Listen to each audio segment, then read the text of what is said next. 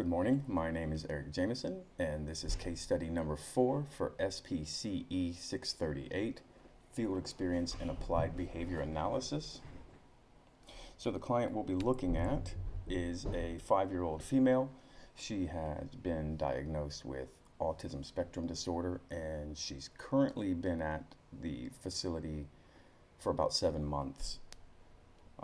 The behavior of concern is vocal outbursts, and that's any time she raises her voice above her normal level and sustains it for more than 1 second. Other behaviors in that same response class would be like when she pulls away from the therapist, when she lays down on the ground, or tantrums. Basically, it's escape when demands are placed on her, and it's usually after, I don't know, like at least 30 to 45 minutes is like when I see it start to kind of manifest, and then it'll kind of intensify until she gets the breaks that she wants. So the intervention they're teaching her is using the PEC system, which is the Picture Exchange Communication System. Basically, the client exchanges a card with a picture of, a glass of milk or a toothbrush or bubbles, and then they receive access to that object or activity. So they're teaching her to use that to request breaks when she needs to, or to request a preferred activity, which is kind of the same. And they're also using it to teach her order of events, like we're going to read a book, and then we're going to do some table work, and then you can have bubbles, and then we'll do some more work. So they're doing them in tandem, teaching her to request the break and teaching her the sequencing of events.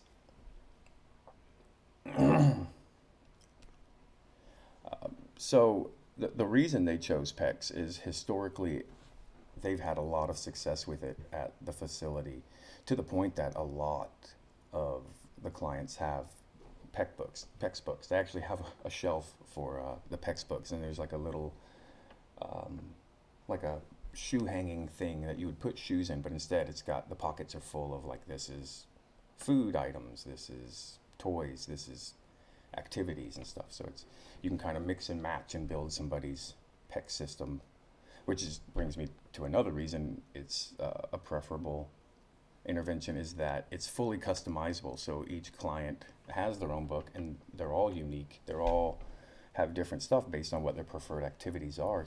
Could be goldfish and bubbles, or it might be books and trains. So overall, PECS is, I think one reason it's so successful is that it's pretty intuitive. I mean, for humans, it seems pretty easy to grasp the concept, and I think it shows because it's clearly effective. So it's been very successful so far. The amount of the vocal outbursts has already been reduced in the time that I've been there.